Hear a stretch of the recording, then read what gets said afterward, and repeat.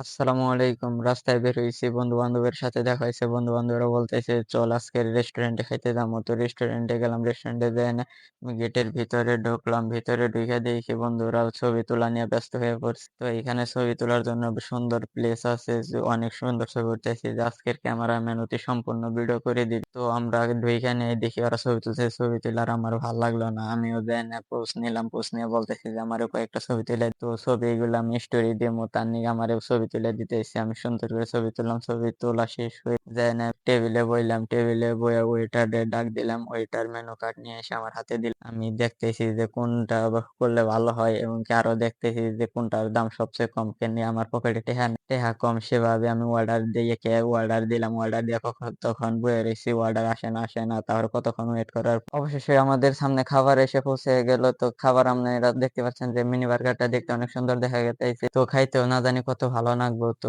জিভে জলায় পড়ছে। আর দেরি করতে পারলাম না। আমার সামনে নিলাম। সামনে নিয়ে তো কোন সাইড থেকে খামো সেটা দেখতেছি। কোন সাইড থেকে খাইলে ভালো লাগবে। তো আমি সেটা দেখতেছি। তো ওরা বলতেছে যে সবটি অর্ডারে একটু পরে খা। আমি আর সহ্য করে পারলাম না, খেয়ে নিয়েছি। তো আমার এই খাওয়ার থেকে বাধা দিল। তো কামড় দেওয়ার পর মাংস বেরিয়ে গেছে। এটা নিয়ে ওরা হাসাহাসি করতেছে, না ভিতরে নিয়ে হারতেছি, না ফালিয়া দিয়ে হারতেছি। এটা নিয়ে হাসাহাসি করতেছি। আমি ক্যামেরা বন্ধ করবো দিছি, ওরা এটা নিয়ে ভিডিও করবার করতেছে। খাওয়া দাওয়ার ফাঁকে অনেক মজা করলাম। মজা করা শেষে তো আপনাদেরকে অসংখ্য ধন্যবাদ আমার সম্পূর্ণ ভিডিও দেখার জন্য।